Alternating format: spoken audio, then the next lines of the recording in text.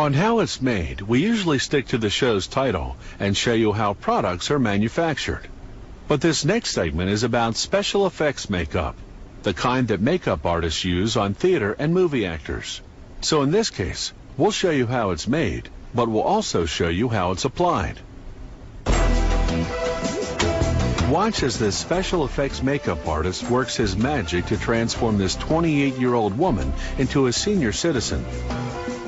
After gelling her hair flat, he glued on a bald cap using a theatrical adhesive called spirit gum. He protects her eyebrows and eyelashes with petroleum jelly, then covers her face in alginate, a material generally used to take dental impressions. Then he applies wet plaster bandages. After 25 minutes, the materials harden into a mask.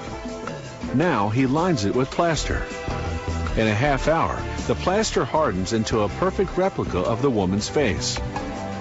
Like putting non-stick spray on a baking pan, he coats the model in a release agent. Then, using professional-grade plasticine, he begins to sculpt an elderly face. He smooths out the wrinkles with strong rubbing alcohol so they'll look realistic. He uses a bumpy rubber pad to give the skin an aged orange peel texture. The finished sculpture sits in water for 2 to 3 hours. This activates the release agent, detaching the plasticine from the plaster underneath.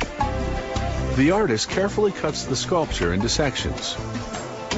The number of pieces varies with the size and complexity of the mask.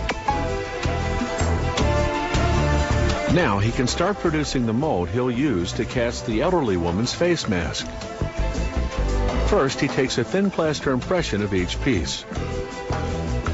Then he coats the impression in plaster to make the positive half of the mold. Once it hardens, he applies the plasticine piece to space the depth of the mold cavity. Then he coats that in plaster to create the negative half of the mold. When it hardens, he applies release agent to both mold cavities, pours in hot gelatin, then closes the mold. In a half hour, the gelatin hardens into a flexible replica of that particular piece of the plasticine sculpture. He implants synthetic hairs to create eyebrows. Now, using surgical glue, he begins to apply the pieces called prosthetics. He starts with the largest face piece first. It includes the nose, cheeks, neck, and upper lip. He cuts a hole in the chin area so that he can apply the chin piece. Now the lower lip. He cuts off the excess, then glues the edges of the chin piece to the large face piece.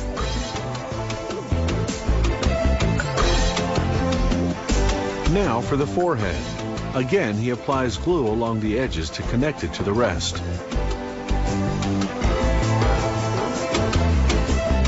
To age the eyes, he uses contact lenses. They create a ring around the iris, a typical feature of elderly eyes. Using tweezers, he applies eye bags, again gluing the edges to the rest of the mask. And finally, some wrinkly eyelids.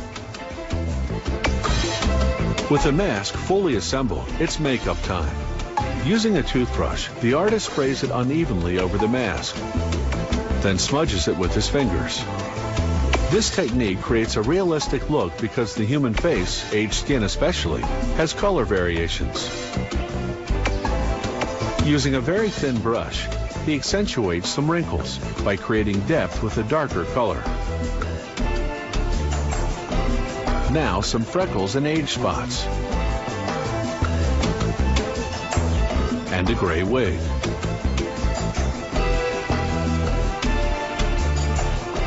And finally, just a bit of lip color because lips dull with age. All this takes an experienced makeup artist about a month of work.